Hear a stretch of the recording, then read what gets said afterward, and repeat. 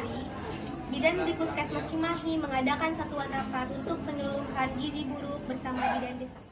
Assalamualaikum warahmatullahi wabarakatuh. Waalaikumsalam warahmatullahi wabarakatuh. Selamat siang semuanya. Siang. Alhamdulillah pada kesempatan ini kita semua dapat berkumpul dalam keadaan sehat walafiat dan mudah-mudahan kita semua selalu diberikan kesehatan oleh Allah Subhanahu wa taala. Kesempatan rapat kali ini saya akan membahas tentang beberapa hasil laporan pemeriksaan. Dan kemarin saya menerima laporan dari Bidan Yuli dan beliau kemarin mendapatkan tugas untuk memeriksakan beberapa kondisi bayi atau balita di daerah Desa Cimahi. Dan dari hasil laporannya di sini terdapat dari 105 bayi dan balita terdapat 18 bayi atau balita mengalami gizi buruk dan beberapa di bawah garis merah. Jadi dari hasil laporannya, dari sekian banyak bayi terdapat 18 bayi yang mengalami gizi buruk. Nah, dan di sini saya mengumpulkan para bidan di sini. Saya ingin meminta solusi untuk menangani masalah ini harus bagaimana agar di desa tersebut tidak akan terjadi lagi hal-hal seperti ini. Dan untuk hal yang sudah terjadi ini juga bisa kita selesaikan. Jadi untuk permasalahan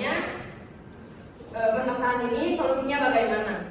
Bu izin, menurut pendapat saya untuk mengatasi kasus gizi buruk ini kita lakukan pemberian asupan nutrisi berupa kalori dan protein yang mencukupi dengan cara orang tua yang memiliki kasus gizi buruk pada anaknya diwajibkan membeli produk yang kita sediakan.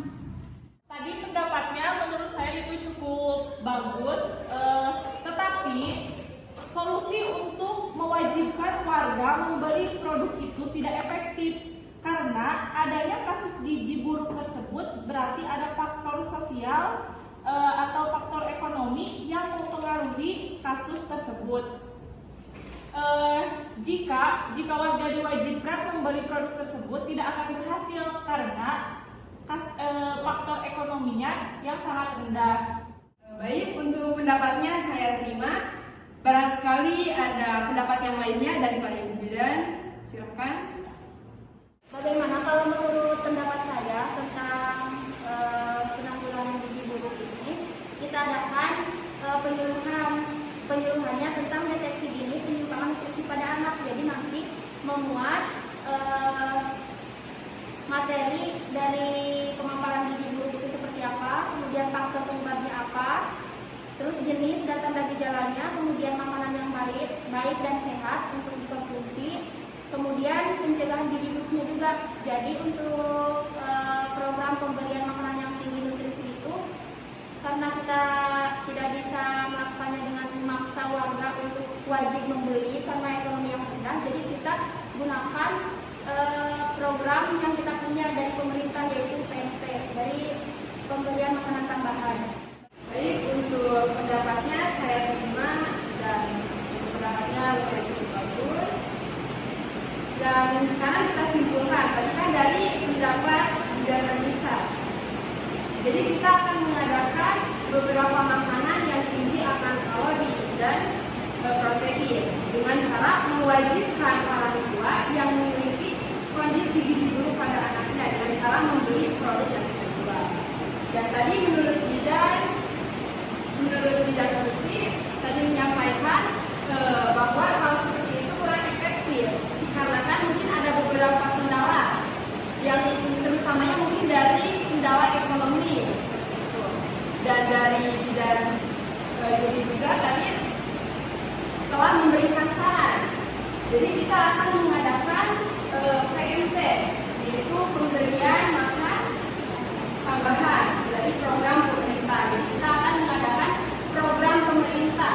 Dan untuk cara pemberiannya juga mungkin tadi kita akan mengadakan penyuluhan. Jadi kita mungkin akan menyampaikan juga dan menjelaskan dari beberapa gejalanya atau dari beberapa penyebabnya yang menyebabkan anak atau balita atau bayi itu menyebabkan menentukan metode, media, waktu, dan tempat untuk kita penyuluhan. Jadi yang pertama kita akan menentukan metodenya terlebih dahulu. Nah, untuk metodenya mau seperti apa? Misalkan warga yang datang langsung ke puskesmas dan kita melakukan penyuluhan, atau kita para bidan langsung mendatangi para warga. Jadi kita akan bagi tugas nanti. Ada yang sebagian di desa mana, seperti itu. Untuk pendapatnya silakan, kita mau seperti apa untuk metodenya? Mungkin untuk metodenya kita bisa langsung penyuluhan ke warga saja supaya bisa tepat sasaran dan lebih efektif. Jadi maksudnya kita yang langsung mendatangi warganya, jadi bukan warga yang datang ke puskesmas. Ya, baik. Berarti untuk metodenya kita menggunakan metode kita mendatangi warga saja. Jadi maksudnya kita akan melakukan penyuluhan dengan cara kita petugas kesehatan yang langsung mendatangi warga. Jadi bukan warga yang datang ke puskesmas. Ya, seperti itu. Jadi untuk metodenya juga kita akan menggunakan metode ceramah dan langsung mendatangi kepada warga tersebut. Dan kita akan membagi tugas. Jadi nanti tidak hanya dalam desa itu saja. Jadi kita akan berbagi tugas. Media, untuk medianya mungkin kita akan menggunakan media leaflet. Jadi tidak menggunakan PowerPoint karena mungkin itu adalah media yang sangat mudah. Jadi tidak kerepotan juga untuk kitanya juga. Dan untuk menentukan hari dan tanggal, mungkin boleh ditulis dulu untuk penentuannya. Saya mohon minta bantuannya untuk menulis. Untuk hari dan tanggalnya, yang pertama mungkin judul untuk penyuluhannya, yaitu baik. Jadi hasil dari rapat ini kita akan mengadakan penyuluhan tentang penanggulangan gizi buruk pada anak atau balita. Dan untuk sasarannya ini sudah dipaparkan tadi, sudah ditulis. Untuk hari dan tanggalnya kita akan dilaksanakan pada hari Minggu tanggal 5 Januari 2023. Untuk waktunya dilaksanakan yaitu pukul 8 sampai dengan selesai. Dan untuk tempatnya posyandu. Jadi nanti untuk beberapa bidan akan ditugaskan ke beberapa posyandu atau ke beberapa daerah untuk melaksanakan penyuluhan tersebut. Mungkin untuk rapatnya cukup sekian. Mari kita tutup acara rapat ini dengan membaca hamdalah bersama-sama. Alhamdulillah. Wassalamualaikum warahmatullahi wabarakatuh. Waalaikumsalam.